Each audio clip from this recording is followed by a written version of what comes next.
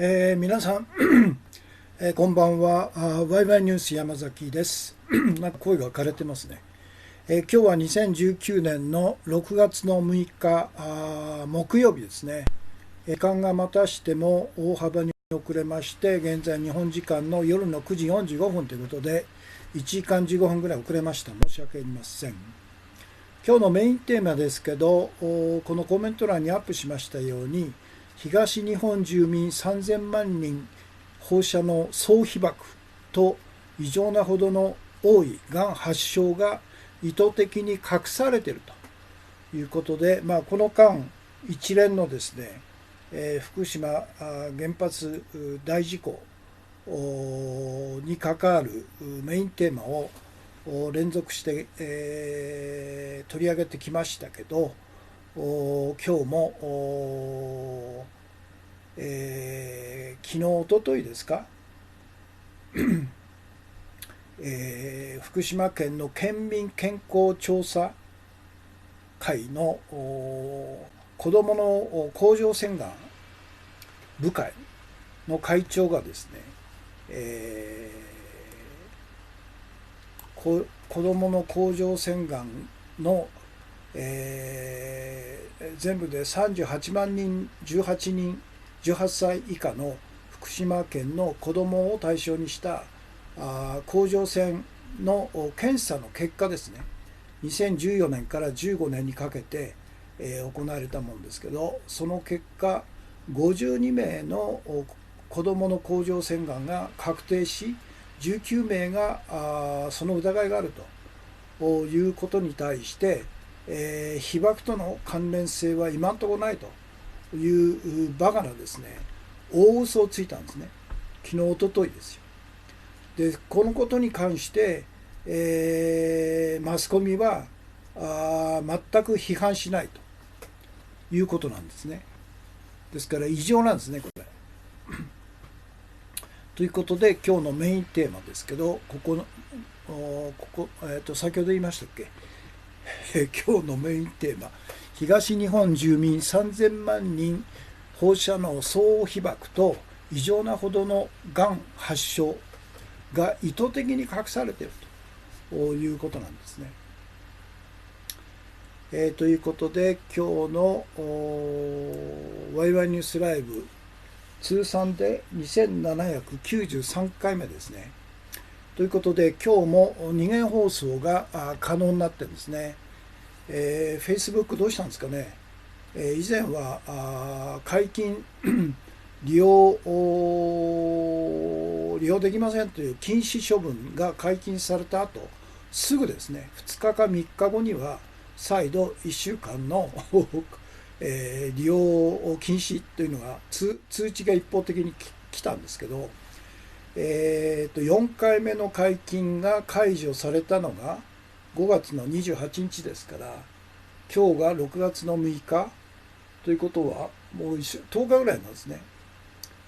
やはり、Facebook に対する単に日本だけじゃなくて、全世界的ないわゆる検閲するなというクレームがですね、相当の数来てるということで、対応に、四苦八苦してるんじゃないですか。そういうことですよね。何でしたっけ。ということで、今日の放送を始めたいということなんですね。最新のお知らせとして、昨日、おととい、火曜日ですね、今週の火曜日のメインテーマ、この重要記事、精読ってことの日本人の人質司法をどうするのかというメインテーマでしたけど、これがYouTube 向けの表紙なんですね。作っていただいて、非常にこれ分かりやすいんですね。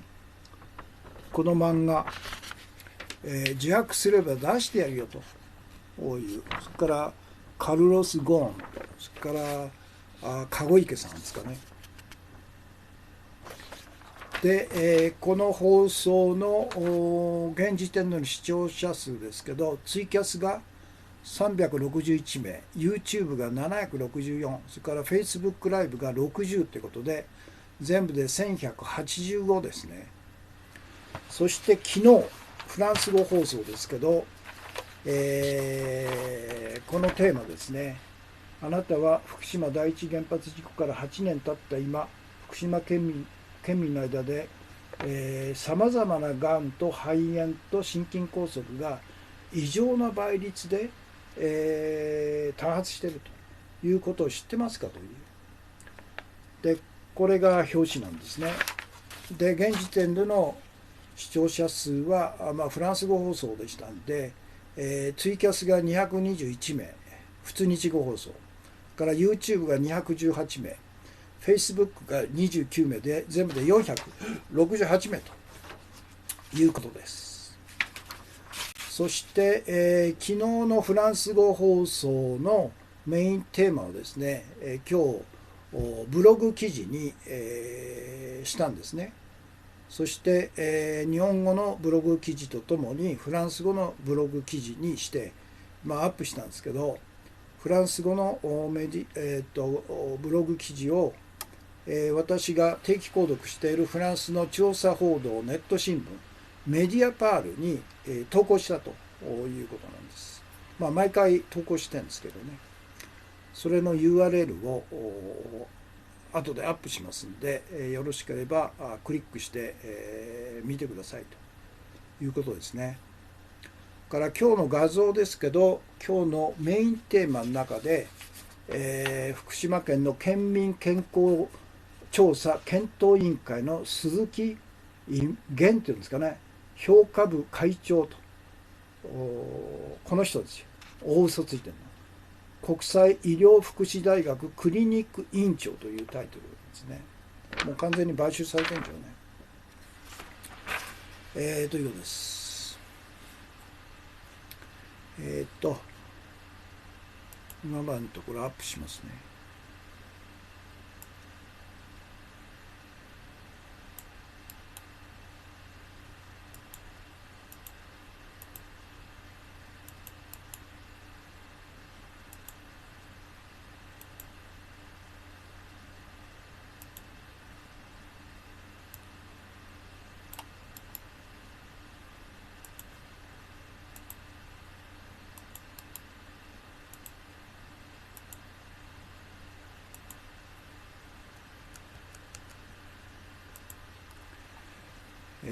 これが火曜日ですね。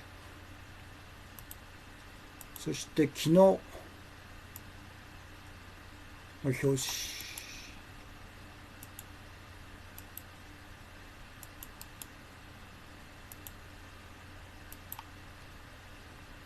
うわ。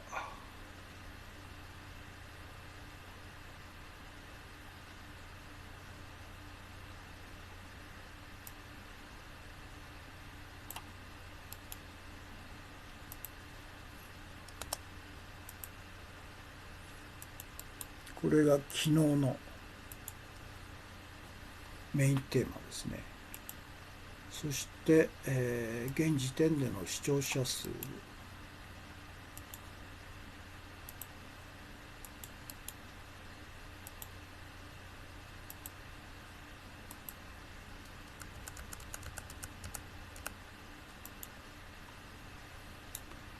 ということです。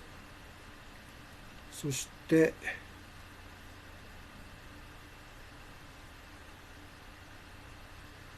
ブログ記事、フランス語のブログ記事をメディアパールに投稿しましたという。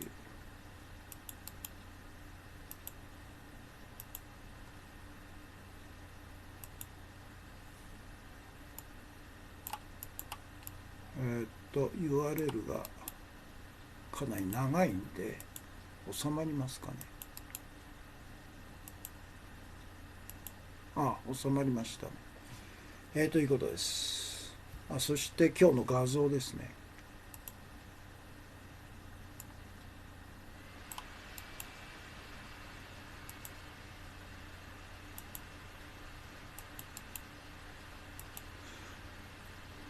この国際医療福祉大学っていうのは何なんですかね。私立なんですかね。怪しいですねこれね。これのクリニック院長ですって。で今日の注目情報っていうのは、AFP 日本語版の6月4日の長い記事なんですね。記者コラムで、不経済のある国タイの戴冠式の取材をしたということで、 AFP のこれは女性記者ですね。タイ・バンコク在住のジャーナリストソフィー・デビラーさんが19年5月21日に配信した英文記事を日本語にしたということで、この記事読むとタイがですね、徹底的ないわゆる王室批判を許さないと、不経済を重大な違反すると長期懲役刑になるというほど不経済が徹底されているという実態をですね、この記事は書いてるんですね。それほど不経済がひどいということはほとんど知られてないんですけど、だから取材する側も容赦なく不経済適用されると刑務所に入れられるということで、みんなびくついてるんですね。でかつてはなんか王室の猫をネットで揶揄したことが不経済になって刑務所に入れられたということなんですね。ですからネットで王室批判しているかどうかを24時間監視する部隊がいるらしいですね。ということで、結局日本の天皇制もそうですけど、権力支配の最終的な守護神っていうのはこの王政なり天皇制なんですよね。表面では軍部が武力で、国民の反抗なり反発を抑えているということなんですけど、その背後には王政とか天皇制があって、二重で防御しているということなんですね。ですから天皇制とか王政がなくて、軍部だけの力で、支配しているという国、あるいは政府っていうのは王政とか天皇制がある国と比べたら脆いんですね。ということで、その典型がタイですから、徹底的な王室擁護、王室批判を絶対許さないという体制がもう国全体を支配しちゃっているという実態がこの記事でよく分かりますので、ぜひお読みくださいということです。砂月にさん、お猫様、生類憐れみの霊と江戸時代にありました吉宗かなんかがね、お猫様ですよね。砂月にさん、肺腺がんの中村、彼がそうなんだ。歌舞伎の異端児ですよね。中村獅童っていうのかな。喉頭がんのつんくですね。渡辺謙、南加穂、梅宮達夫もそうですね。大田光、北斗晶、田野慎吾、中井正広。中井正広もそうなんだ。すごいですね。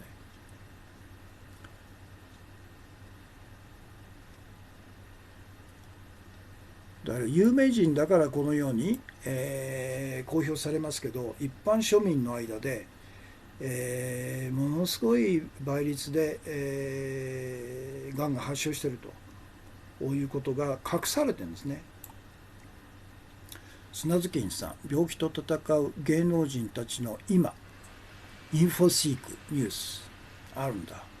瀬戸の風さん、コンティニューコインですね。瀬戸の風さん、今日のメインテーマリツイートしてきましたね。初耳さんコンティニューコイン配信ありがとうございます。砂ずきんさん、今日のメインテーマリツイートですね。初耳さん必見です。ワイワイニュースライブ。今日のメインテーマリツイートしてくれました。K さんコンティニューコインよろしくお願いします。土山純一さんですね。お茶箱10配信ありがとうございます。からいつもコンティニューコイン2枚ですね。からミルキーさんがこの放送の前にフランス、イラクでフランス国籍のイスラム国兵士に死刑の判決が下されたが、マクロン政府はフランスの税金を使って助けようとしていると、テロリストである前にフランス国民だという理由と。なるほど。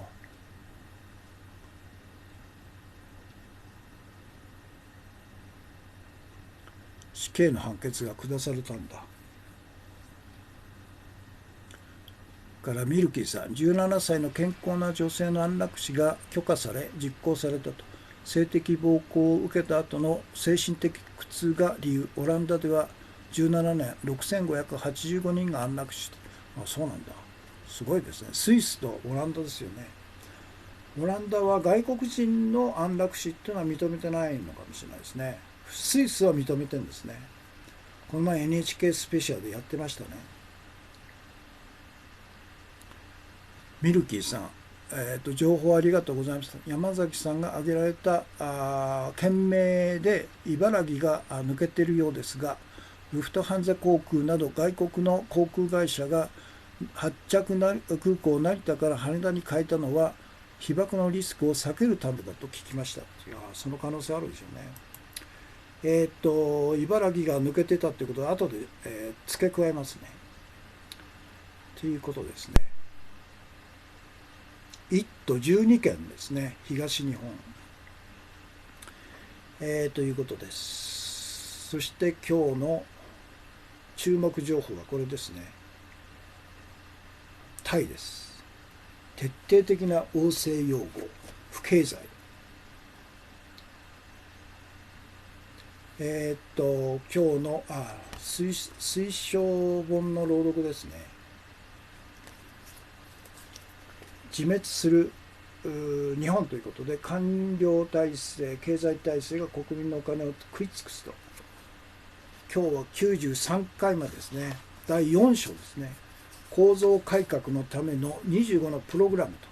第1節、官企業の全廃がもたらす経済の覚醒ということで、プログラムの5なんですね。公団のファミリー企業から資産を回収するという、これ2ページですね。ここに読みますね、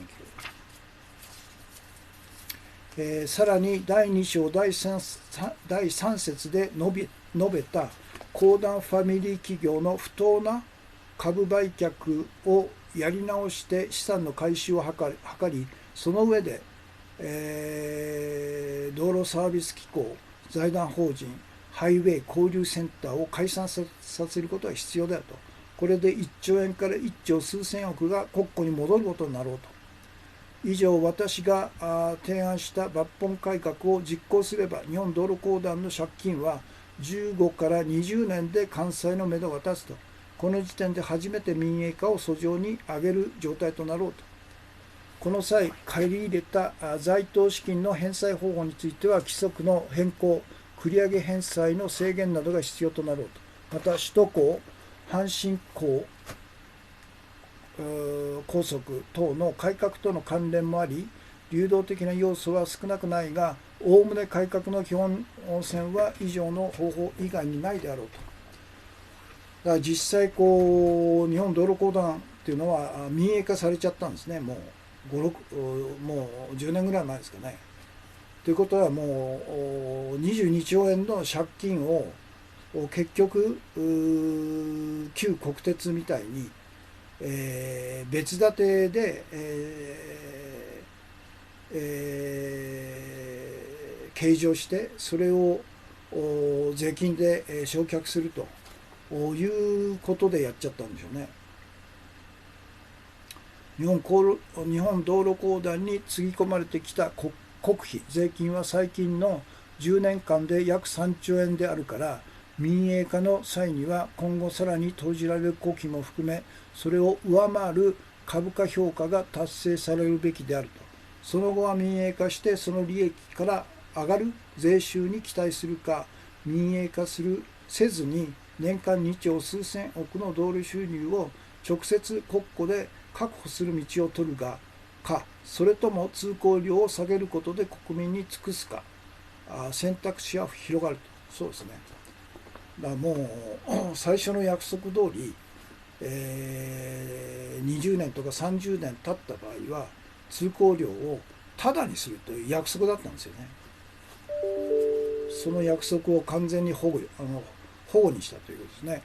で、大きな問題、日本道路公団が抱えている8800人の職員の雇用問題だと。これら職員はサービスエリア等の管理業務が増えるとしても、その6割を削減すべきだと。その方法は自然減と特別保障退職制度のようなものを新設して処遇する以外ないと。しかし一方では一連の真の構造改革の進展の中で国民の将来への不安が薄らぎ、金融や住宅建設、不動産などの分野を中心に経済が活力が生じてくることを認識すべきだと。そこで、吸収できるということですね。一方、道路の補修メンテナンスなどの工事を行うファミリー企業の生産整理後の運命については公正な競争入札に適用する民間の生存競争が発生するだけであると。また現場工事業者にとってむしろ中間搾取が減るメリットが生じるだろうと。高速道路の新規建設事業がなくなることによってゼネコンに影響が出ると。しかし将来のゼネコンの生き方としても行政の下請け、政治の財布として公団や役所にもてあそばれる存在ではなく、行政から離れて大きく創出される住宅及び都市整備事業などの主役として経済のリード役を果たすべきであると。この意味でゼネコンは体質と構造の転換を迫られると。なおこのプログラム後に挙げたファミリー企業の整理方法については、道路公団に限らず政府系管企業すべてについて基本的には第2章第3節に述べた通り、整理精査または純資産方式による処分を行うべきであると。全く正しいですね、彼の言うこと。素晴らしいですね。ということです。ヘチさんですね、コンティニューコイン2枚ですね。それから砂ずきんさん、コンティニューコイン2枚ですね。それから砂ずきんさん、注意喚起、福島の山積みになったフレコンバッグが続々と搬出中、すでに全国の工事現場で再利用されてもないかというアシュラ。すごいですね。要するに放射能汚染された土壌を全国にばらまくということで、ですよね。意図的にやってるんですね、これね。だから全国民が被爆するということなんですね。これはもう完全に国家権力犯罪ですよね。国際医療福祉大学は95年開業、医療福祉専門職の養成と地位向上を目指して日本初の医療福祉大学として栃木県大田原市に開業した私学なんだ。私学なんだ。そこのクリニック院長をピックアップしたということですよね。YYC コレスポンダンスがお茶ですね。から綱吉か、吉宗じゃないよ。綱吉でしたね。失礼しました。お猫様。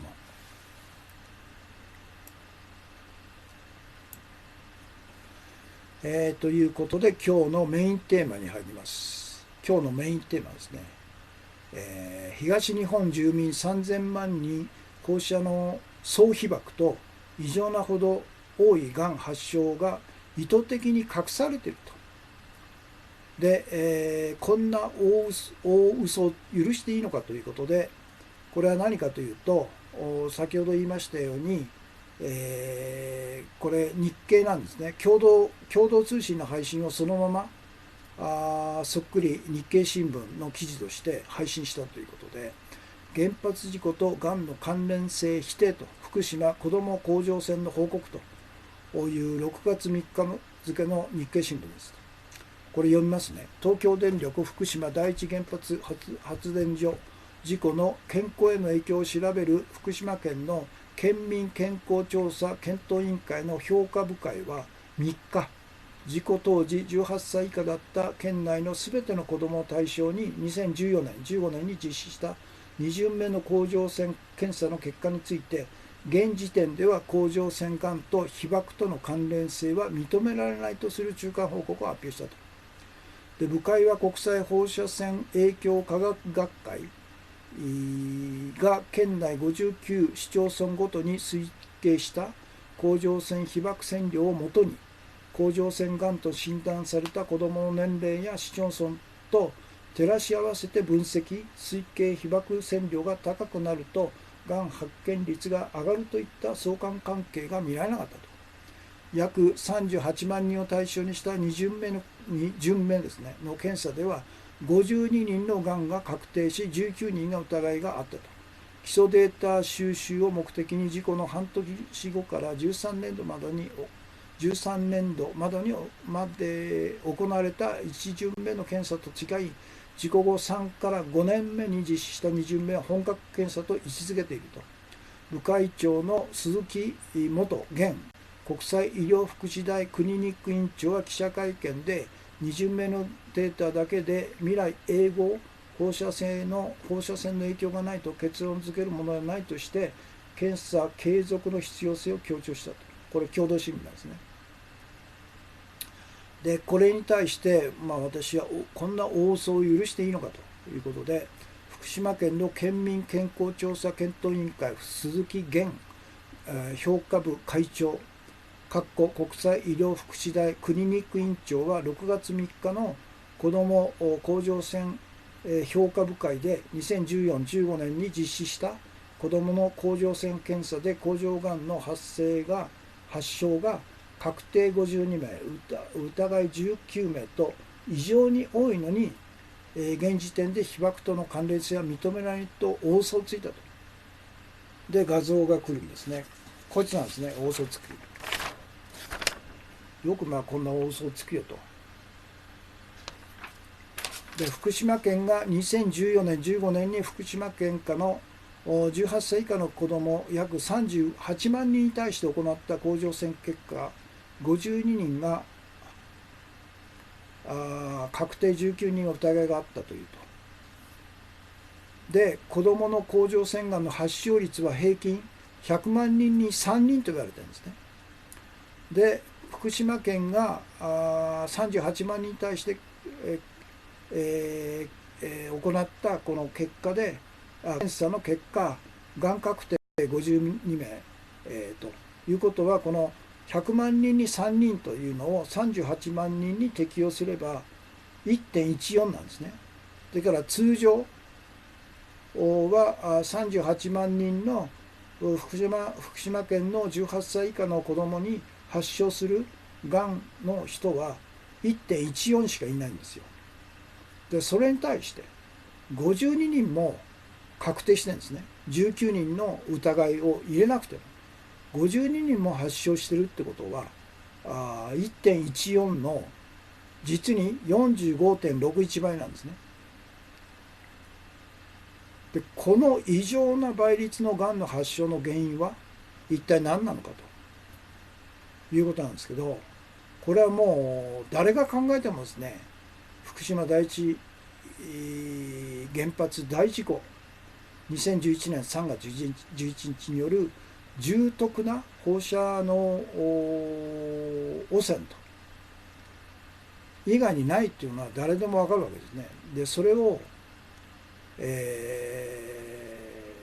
直接関係がないと現時点でって断ってるんですね。だからいつでも意見を変えられるように、彼は条件をつけてるんですね。非常に犯罪的ですよね。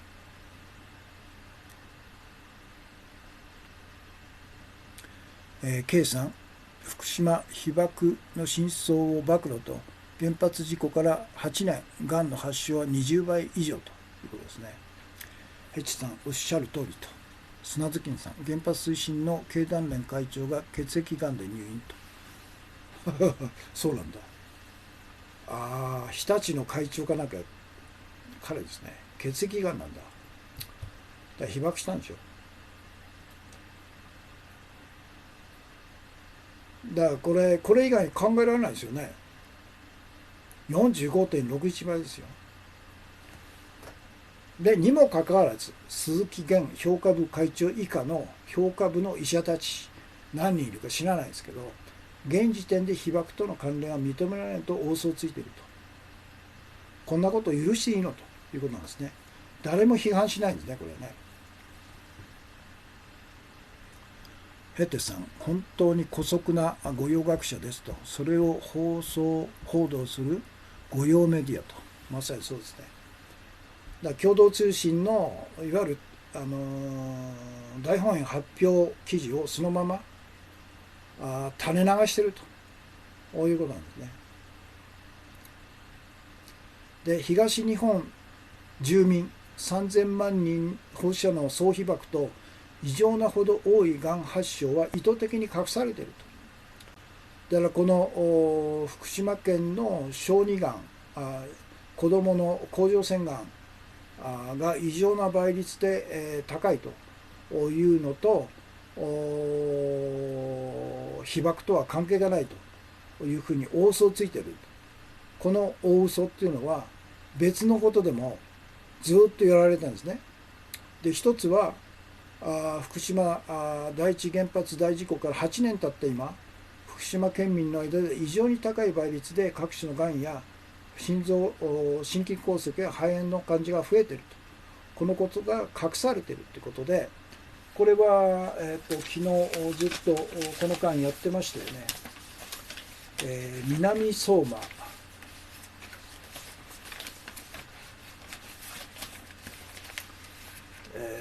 南相馬総合病院の内部資料が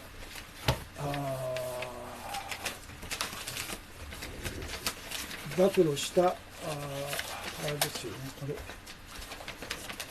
異常なほど高い倍率、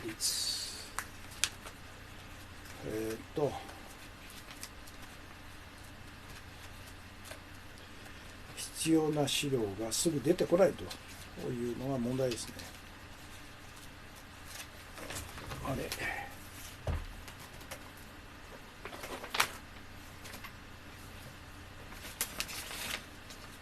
っと待ってください。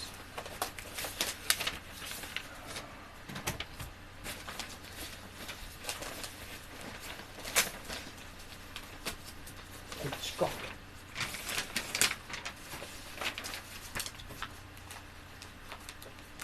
これだ。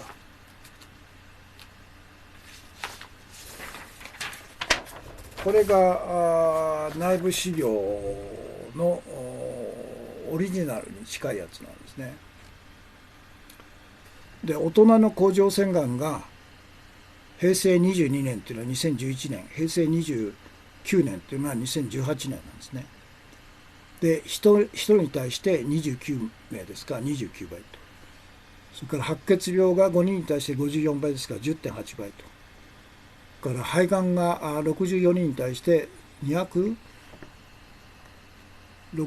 名 4.2 倍と。から小児がん1人に対して4人4倍。それから肺炎245人に対して974名 3.98 倍、4倍ですね。心筋梗塞19人に対して155人 3.97、4倍。から肝臓が12人に対して47人 3.92 倍と。から大腸がん131人に対して392人 2.99 倍。から胃がん147人に対して333人ですから 2.27 倍ということですね。それで、そしてこの子どもの甲状腺がん1.14 に対して52人と確定がということで、倍率が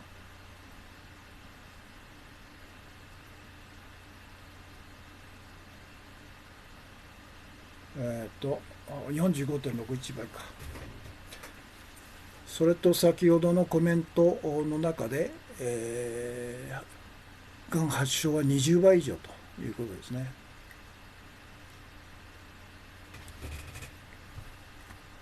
だから大変な事態になってるんですよ、我々含めて。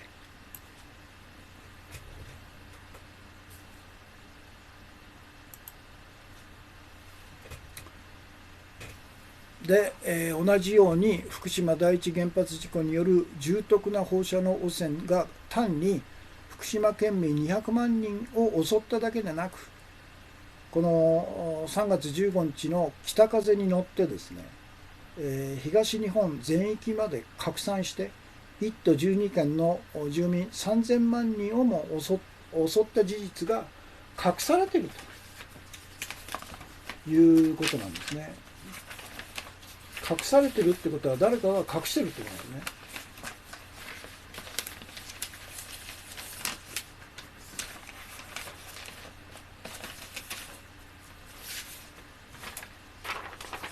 これがガンマ線の飛散状汚染状況ですね。これ真っ赤っかなんですね。だからここが1都12県東日本3000万人が住んでる地域なんですね。これが全部放射能汚染されてると、この事実が隠されていると。何が隠されているかと、続きですね。で、歌手の堀ちえみさんの舌がんや食道がん、競泳の池江璃花子さん選手、シンガーソングライターの岡村孝子さんの急性白血病、この発症の報道が被爆との関連性を一切指摘しない単独の発症になってるんですね。それで、先ほど砂月金さんがコメントをしていただいた他の有名人芸能人もうすごい数の人が出てますよね。だから同じように小出、先生が2011年3月15日に東京で測った放射能の濃度ですね。これはチェルノブイリの1986年の時の1000倍の濃度があったと。ですから東京の人はそれを吸い込んで内部被曝していると。その内部被曝のレベルはですね、1時間で20マイクロシーベルトの放射能を吸った被曝したということなんですね。このことが、小出先生は参議院の政府行政監視委員会で証言したんですけど、この証言、重大な証言がほとんどマスコミは報道しないということなんで、隠されちゃったということなんですね。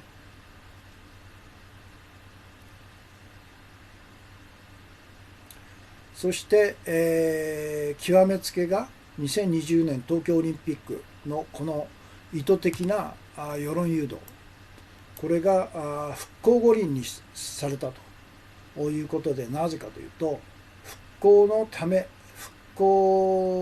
の東京五輪と東京オリンピックということによって、この福島第一原発の大事故、核爆発なんですねの事実を消すと、隠すと。でそれによって東日本住民3000万人が放射能を総被曝したという事実も隠すと。そして、その結果異常なほど多いがんが発症しているということも隠すと。そして最終的には自分が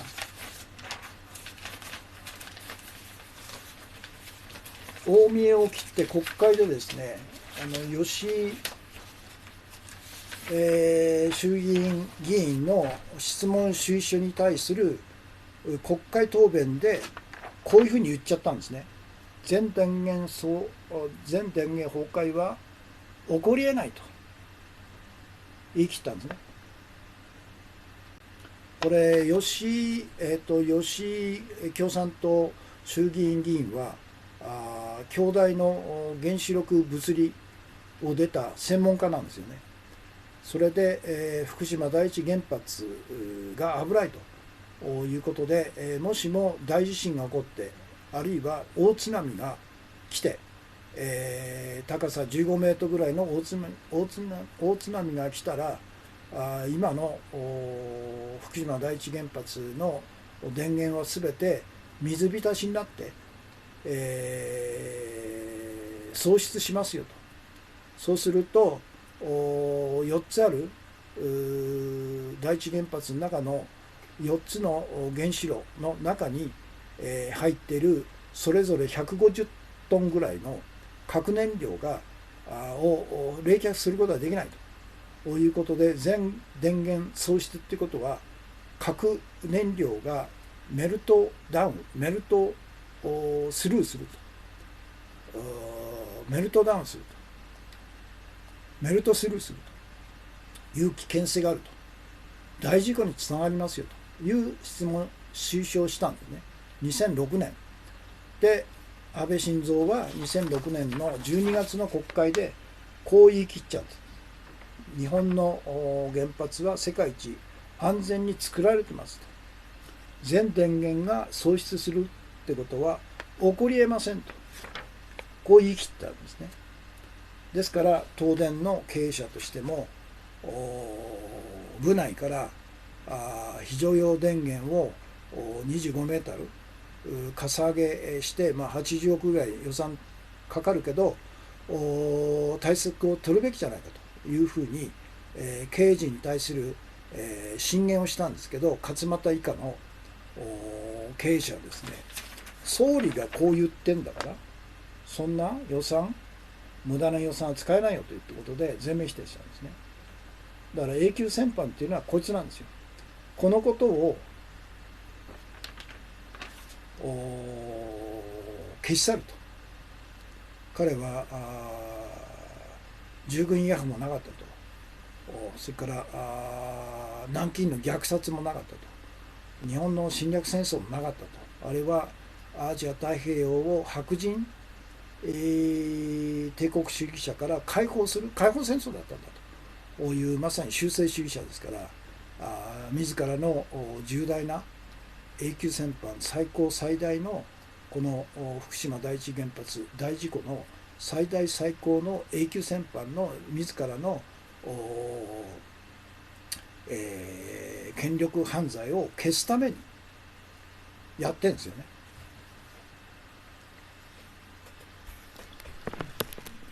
ヘイチさん、なんだか技能修習生など外国からの移住が増える一方で、お金持ちの日本人が海外へ移住していきそうな気がします。どうなんでしょうかと。そうでしょうね。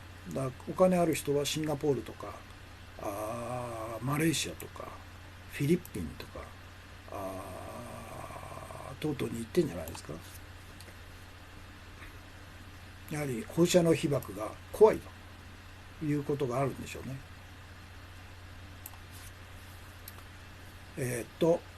寒川雷蔵さん、キャス君ですね、石森さん、山崎康彦氏、ワイワイニュースライブ配信中ですと、石森さん、コンチニューの配信ありがとうございます。ということですね。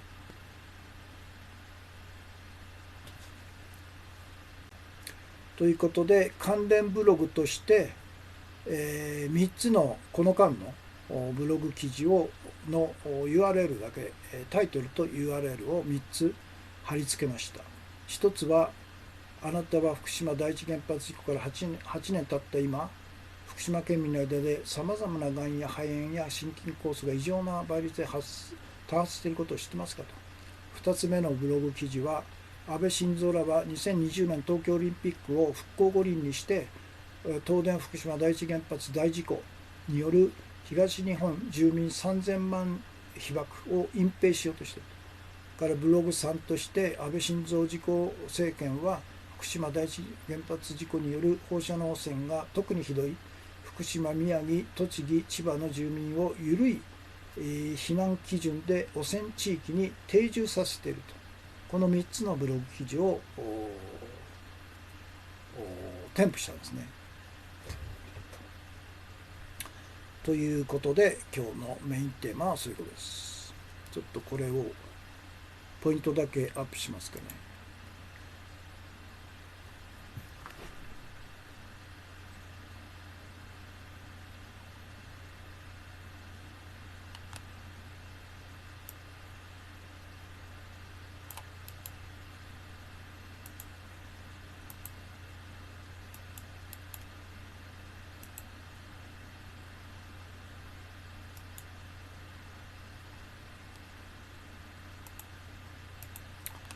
こんな嘘を許していいのか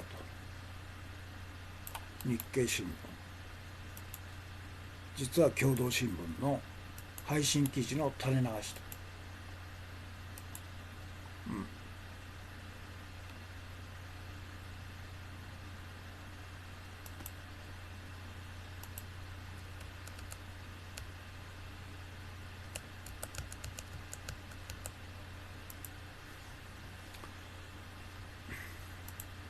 これの URL、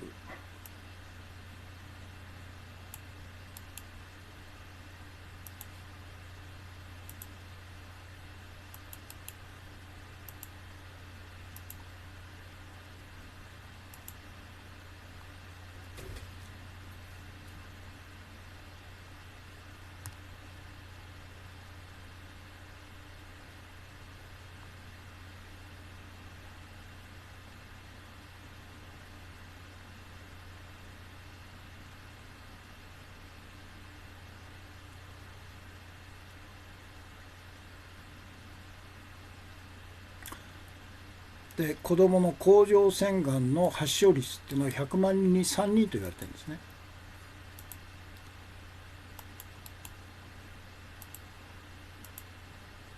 そうすると38万人の福島県の18歳以下の子どもに対して、にこの割合を適用すると 1.14 人なんですね。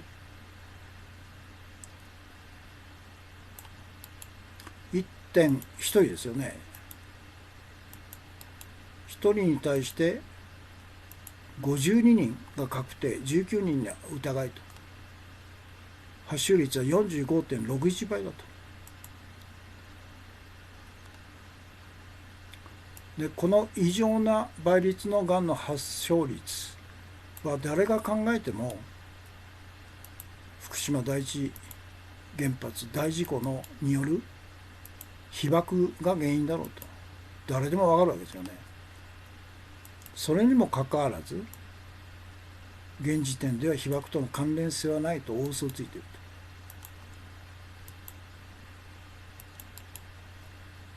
と。これは単にこの鈴木源あるいは県の部会の構成している医者だけがやってることじゃなくてもう総がかりでやってるということなんですね。でこれは福島県民の間で異常な倍率でがん多くの多種のがんとから心筋梗塞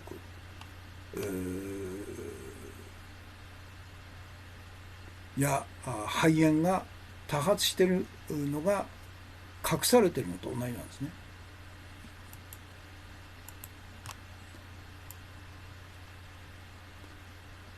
それと同じように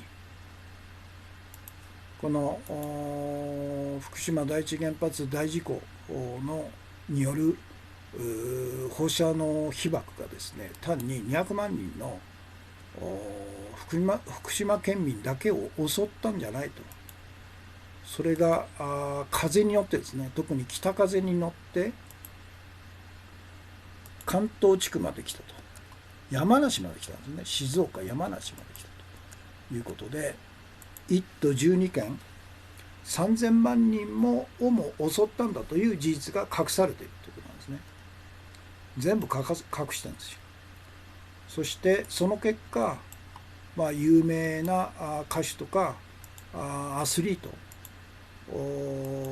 のがん発症が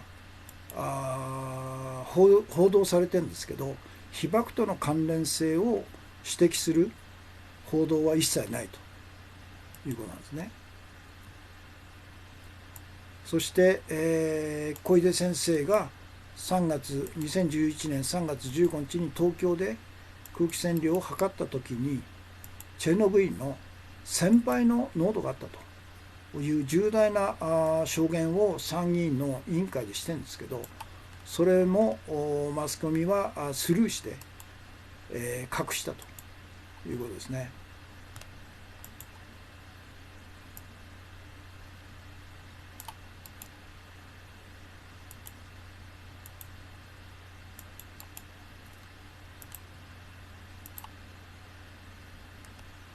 これが小出先生の内容ですね。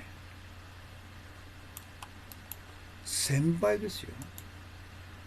だからこれ普通だったら各紙の一面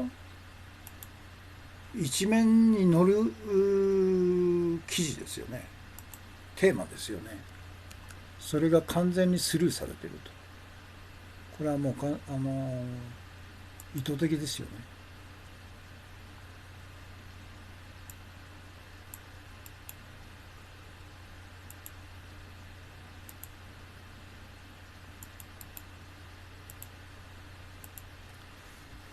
そして極めつきは2020年東京オリンピックが復興五輪にされたと。復興五輪にしていわゆる大震災、大地震、大震災から復興するということのみ焦点を当てて、より重大な3000万人の健康被害を起こす原因となった福島第一原発大事故は完全に消すと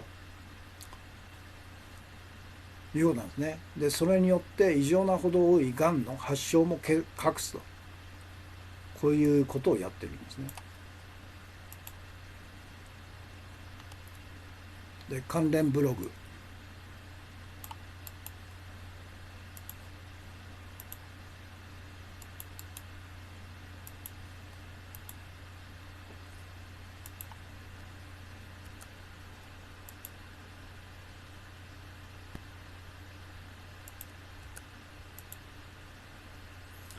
これの URL か。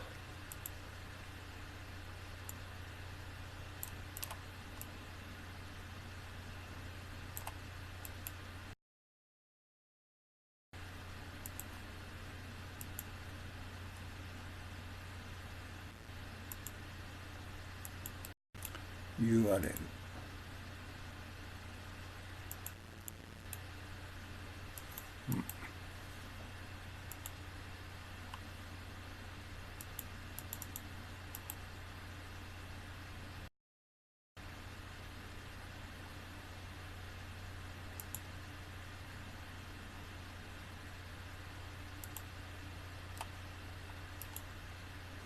これですね。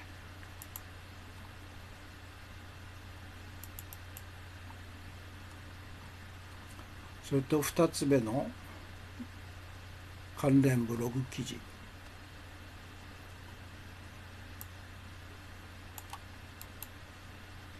復興五輪にして、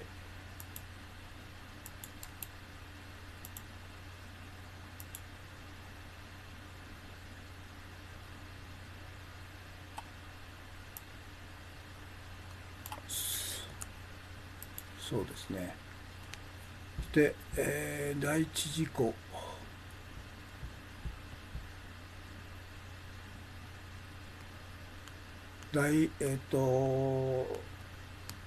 福島第一原発大事故と東日本住民3000万人被爆を隠蔽するということですね。でそれの URL、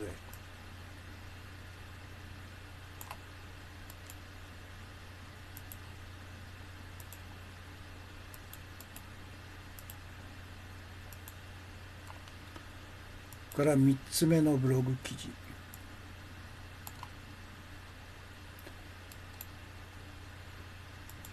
いわゆる定住させる、避難されている方を基準を緩めると、あるいは住宅補助等々を打ち切るということで、帰還させることを犯罪的ですよね。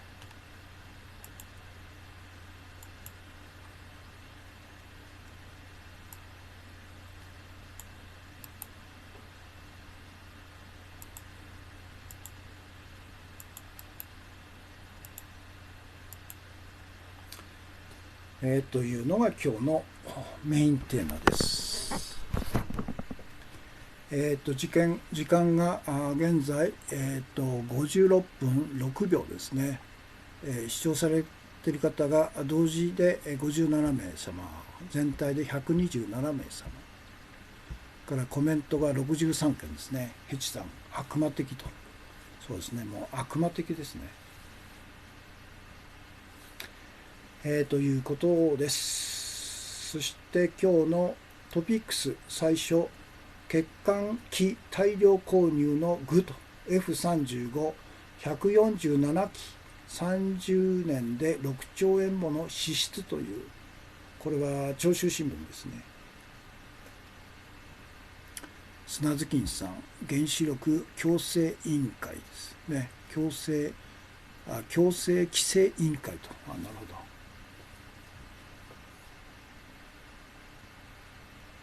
原子力規制委員会なんですね、あれ。強制規制委員会。今でも5万人の人が避難していると。ただ5万人の内訳全然言ってないんですね。おそらくほとんどの人が被爆を避けるために避難してるんでしょうね。いわゆる震災被害のために住宅がないんで他に避難してるんじゃなくて、ほとんど5万人のうち 90% 以上が被爆を避けるための避難でしょうね。そのことをマスコミは一緒にしちゃってるんですね。これ分けないんですね、わざと。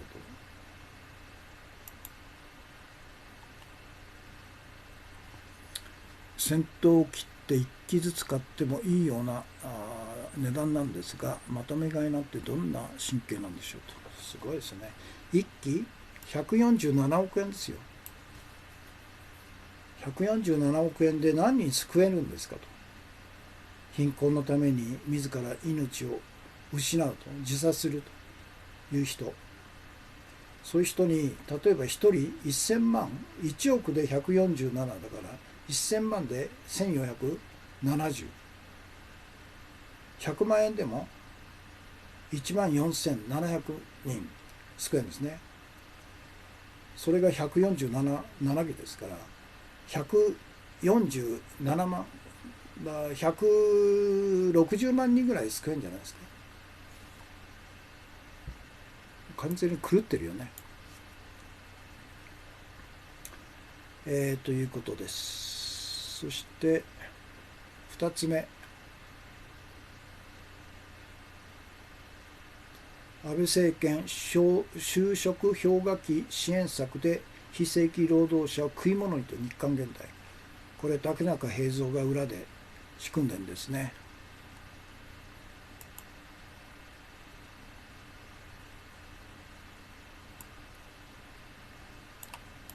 要するに非正規の人たちを正規にするためにパソナなんかのいわゆる派遣会社に委託して、職業教育をさせるという、もう完全に竹中平蔵ですよ。パソナ向けですよ。3番目、震災避難者再び5万人超と福島県の精査で判明と。これも共同でしょう。共同通信、沖縄タイムズですけど共同通信だから、この5万人の中でさっき言いましたようにほとんどが被爆を避けるための避難だということが隠されてるんですね。なんか地震で家が壊れたと、こういうことで、避難したというんじゃないんですよね。もう何年経ってるんですか。8年経ったんですよ。だからほとんど5万人のほとんどが被爆を避けるためですから、この5万人っていうのは少なくにはならないでしょうね。増えるでしょうね、これから。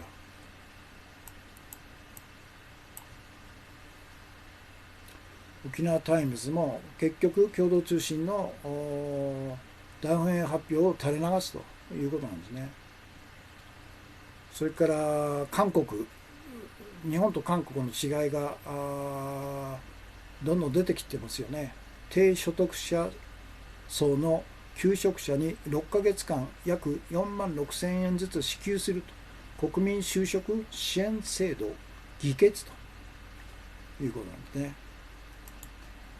だからベーシックインカムを着実に実行してるのが韓国なんですね。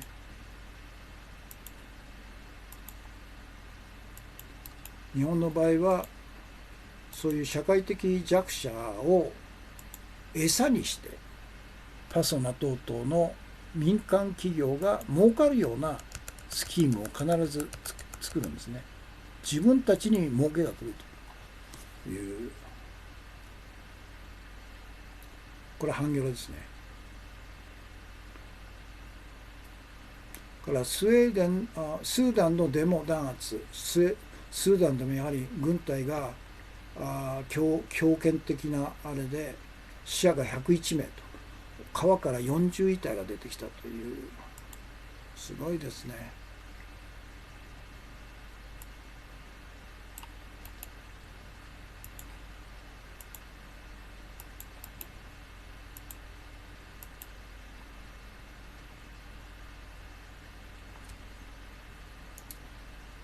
それとデンマーク総選挙、野党社会民主党が勝利と、中道右派陣営は敗北ということで、左派が勝ったみたいですね、スウェーデン総選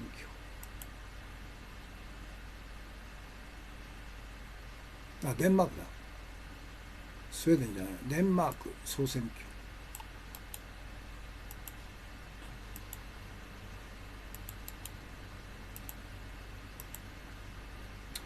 ヘチさん、もうこう言っては語弊とか誤解が生まれるかもしれませんが、帰還困難区域等に指定された地域は申し訳ないけど、チェルノブイリ周辺のように、そうですよ。人が住めないんですよ、本来は。住めないところを無理やり居住させてると。そしてさらに帰還もさせてるという、普通だったら考えられないようなことを平然とやって、それに対して野党もあるいはマスコミも学者も誰も本気になって怒んないと、本気になって阻止しないと、こういうのが今の日本でしょうね。何なんでしょうね。諦めてるんですかね。自分の子供孫子の命生活がかかってるのに何にも声を上げないんですかね。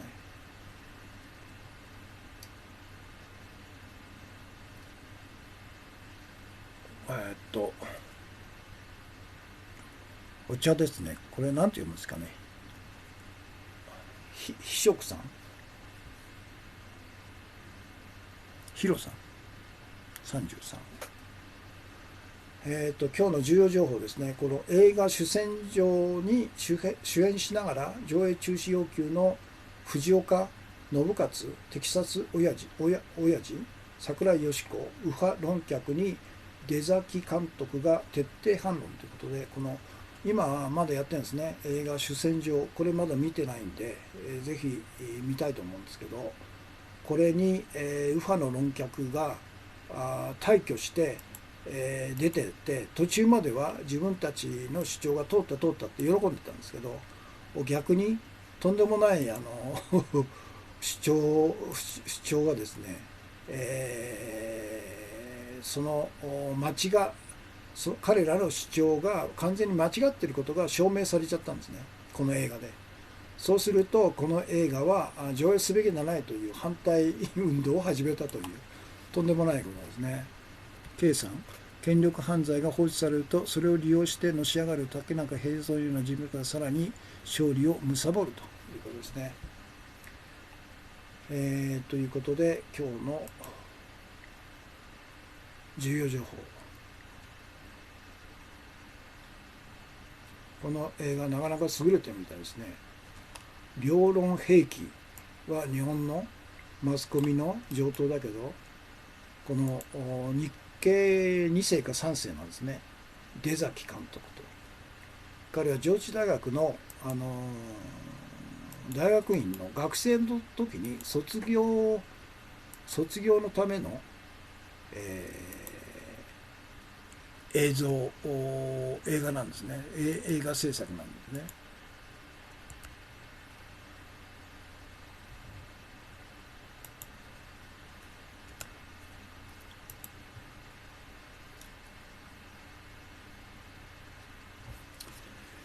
ということで今日の放送はこれで終わりです。ちょうど66分18秒ですね。閲覧者、視聴されている方が同時in the same time で60名様、計141名様、コメント75件ですね。ということで、ですから、竹中平蔵なんかもうまさに権力犯罪そのものですよ。永久戦犯ですよ。ということで今日の放送は金曜日の放送これで終わりです。たくさんのコメントとたくさんのコンティニューコイント、たくさんのギフトですね、いただいてありがとうございました。日本中に限界集落や廃村は多いと、インフラを整備して311被災者の移住を促進すべきと。そうですよ。